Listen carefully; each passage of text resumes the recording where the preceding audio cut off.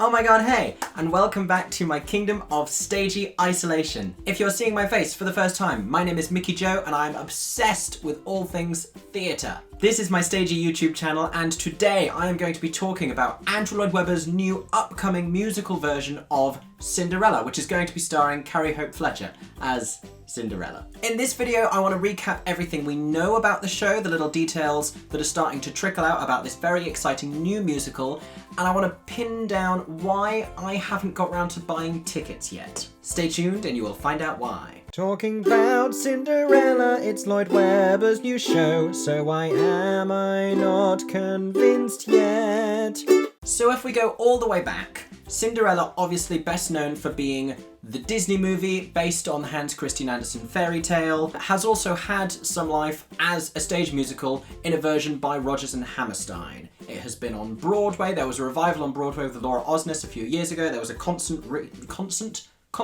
There was a concert version recently in London with Christina Lardo, with a great cast actually. It's been adapted as a movie multiple times with Julie Andrews, with Leslie Ann Warren I think, and with Brandy and Whitney Houston in the 90s. Iconic version. Impossible! So as far as adapting Cinderella for the stage goes, between those existing musical versions, both the Disney film and the Rodgers and Hammerstein stage version, and the many pantomime incarnations you see every year, it's kind of very well-trodden territory, which begs the question, why is Andrew Lloyd Webber adapting this? I'm honestly not too bothered, not least of all because for a lot of Andrew Lloyd Webber's recent ventures, some of the biggest problems have been the fact that the plots and the stories he's chosen to adapt have been odd. Some strange choices for musical theatre, basically. Like, I'm obsessed with the Profumo affair, but to do a musical about the life of Stephen Ward, disgraced osteopath who committed suicide at the centre of a big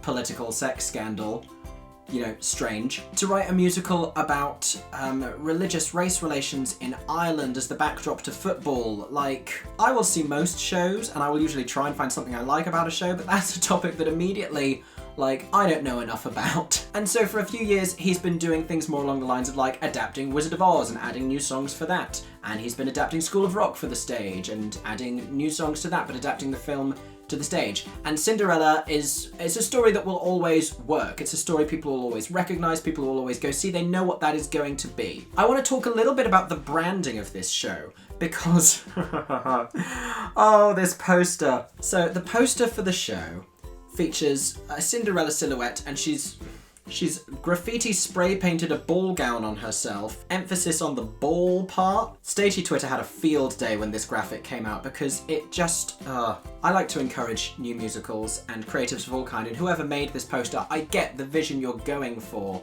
but for whatever reason, it just looks like testicles. Can I say testicles on YouTube? Sam, can I say testicles on YouTube? He says yes. Also, the original colours they chose for that poster, I think they've now changed it, but it was this blue and yellow pink neon situation that looked weirdly 80s and not at all modern. From what I understand of the show, it's meant to be a contemporary version of Cinderella, but we still don't really know. So the branding for this show is just Andrew Lloyd Webber's Cinderella, and we don't really know what that means because Andrew Lloyd Webber has a very diverse style. He's not known for being particularly always contemporary, always classic. He tends to mix those two worlds together. A lot of his more recent writing blends contemporary sounds with the classical music that inspired him as a young composer. If you think Jesus Christ Superstar, Starlight Express, Phantom, not only are these wildly different shows, School of Rock as well, these are wildly different scores and wildly different musical sounds. Musical sounds. Well done, Michael. So by putting Andrew Lloyd Webber's name on the billing of it, it doesn't tell us anything really about what this show is likely to be, other than some degree of pedigree for British musical theatre audiences who know they love Andrew Lloyd Webber. Rodgers and Hammerstein's Cinderella tells you everything you need to know. It's classic, it's Rodgers and Hammerstein, it's Broadway. It gives you immediately a sense. Disney Cinderella tells you it's Disney, it's family friendly, the kids will love it, it's recognised, it's this whole established thing. Andrew Lloyd Webber doing Cinderella, I don't know what that is gonna be. Shows that have parodied Cinderella, something like Soho Cinders, you know what that is. It's set in Soho, the marketing makes it clear that it's about a male Cinderella character who is gay, in the middle of Soho, it's modern, it's edgy, it's LGBT. This one, we still don't know. I'm assuming, based on the graffiti can, it seems like it's gonna be contemporary, but then this most recent video teaser that's come out with Carrie Hope Fletcher, she's dressed up as Marie Antoinette, and she says, "Let them eat cake," which first of all, Marie Antoinette is not a feminist icon and we should not go there. And second of all, as much as I adore that style and the visuals and she looks stunning and the whole set they made looked phenomenal, that's not contemporary, so I don't know where they're going with it. Is it going to be this cool fusion of contemporary and modern? Where have we seen that before? I'm almost more interested in the idea that it would fuse those ideas rather than just being something that just is modern, because I feel like Cinderella in the modern day, Soho Cinders has kind of done it enough in a way that makes me no longer that interested. So the show had a workshop in May of last year. The cast were Carrie Hope Fletcher played Cinderella, Tyrone Huntley played the character of Sebastian, Gary Wilmot was in it, Ruthie Henschel was in it, Victoria Hamilton Barrett played the stepmother. She has been confirmed to be appearing in this new version. None of the rest of this cast have. Sophie Isaacs played Adele, who I'm assuming is one of the stepsisters, but could just be Adele. I really hope Sophie Isaacs is just playing the pop singer Adele, who's just there. Is she the fairy godmother? The fairy godmother is Adele. I love it. Rebecca Traherne was in this workshop, which does make me very excited for it, because if Rebecca Traherne is in a show, I will buy tickets for that show. I think she is one of the most incredible musical theatre performers worldwide, not just in this country. She has the most unique voice. She's an incredible actress. I can make this whole video about Rebecca Traherne, but I won't. Of the casting that's been announced thus far, they've said Carrie's going to be in it and Victoria Hamilton Barrett's going to be in it, which is great, and they're both phenomenal. I've seen them in dozens of shows, but that casting doesn't make me rush out and buy a ticket. The reason is, it's like when a new Hollywood blockbuster is announced and Anne Hathaway and Sandra Bullock are going to be in it. I love both of them. I adore both of them. I've seen many of their films, but it's not like an iconic pairing that's particularly interesting or something that we haven't seen before. Like I said, literally dozens of shows I've seen these two in, and I love both of them. They're both phenomenally talented. It's not casting that makes me rush to buy a ticket. I hope when the rest of the cast is announced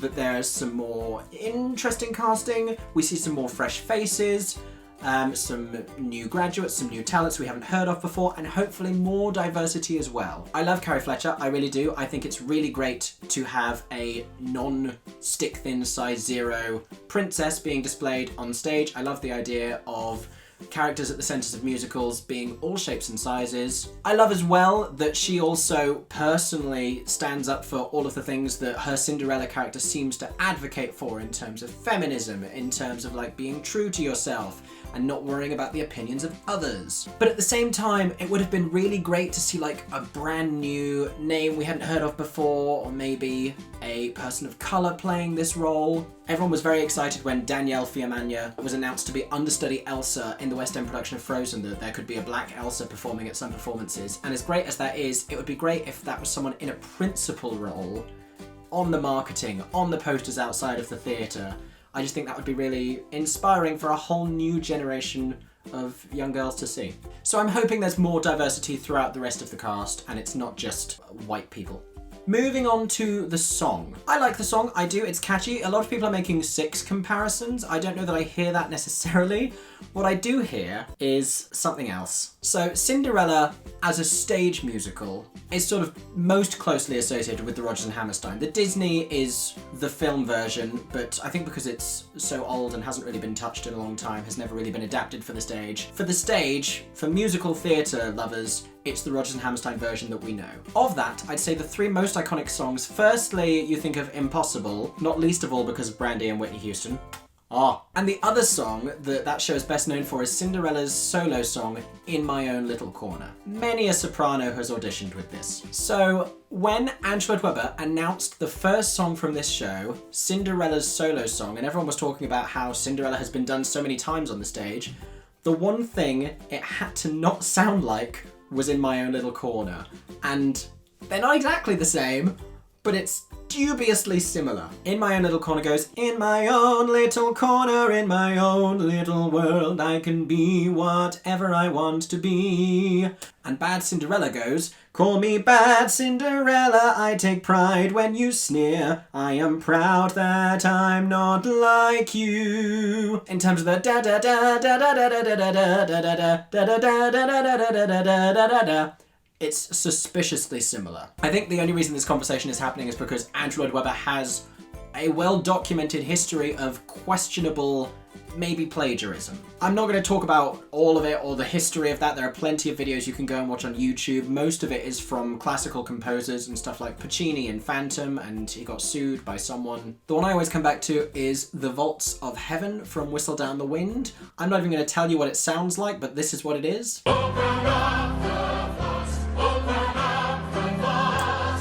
So there's that. And I like the message of the lyrics of that song, but I don't know if I like any of the lyrics of that song. I just don't like the way that, like, well, forget you lands. I don't like the way it fits around the melody of that part of the song. There's bits of the song I really like. Carrie is an amazing vocalist. I think the melody is very strong, as you'd expect from an Andrew Lloyd Webber tune, but I can't say I'm in love with the lyrics.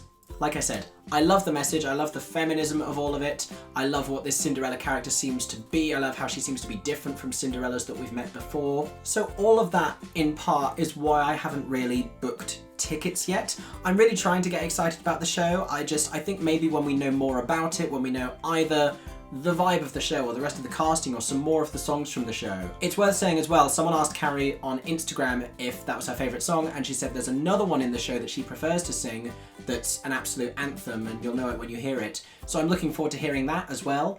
I feel like the teaser version of Bad Cinderella we first got has different lyrics to the one that has now been released in full, so I think we must have heard a reprise. I'm really interested to see where this goes and what else we find out about it, as I am with any new musical. Let me know what your thoughts are. I'm very interested to see what people think about this, to see if anyone else has booked tickets, whether you like the song, whether you like the idea of the show, what your thoughts are. Hopefully next year we get to a place where we don't necessarily have to socially distance in theatres because the virus has been controlled in such a way, or there are things in place that enable us to go to the theatre, and new shows like this are able to open.